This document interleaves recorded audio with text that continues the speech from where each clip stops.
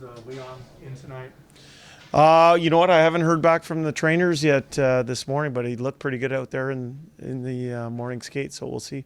What does that do for you matchup-wise, obviously knowing they've got Kopitar and Donnell in those 1 and 2 center spots? Well, anytime you can add a 50-goal scorer and 100-point player to your lineup, I think that's to our benefit.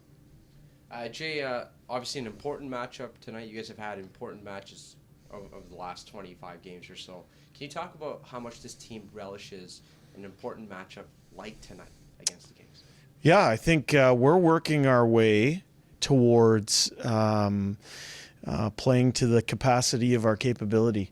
And we don't think we're there yet. We're trying to get better incrementally each day and use the situations that are presented to us to, as I said, play to the capacity of our capability. And I think there's ways to go yet, but we're going to use tonight as an opportunity to test ourselves versus a disciplined, well-coached and LA Kings team that is going to present quite the challenge.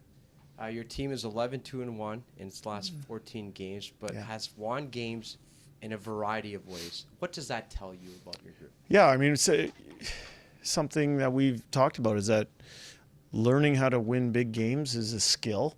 As much as we would all like it to happen in a formulaic manner, it doesn't happen like that.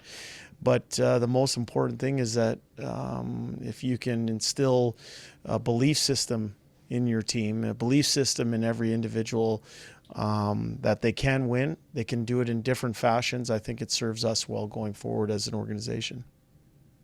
And it looked like Mike Smith was in the starters net this morning. If you go with Smith, what have you seen from him in the last handful of games or so? Because it really feels like he's turned his game around. Yeah, you talk about someone who's embodying that finding ways to win attitude, and he's someone who is obviously he's a big presence. He's a leader.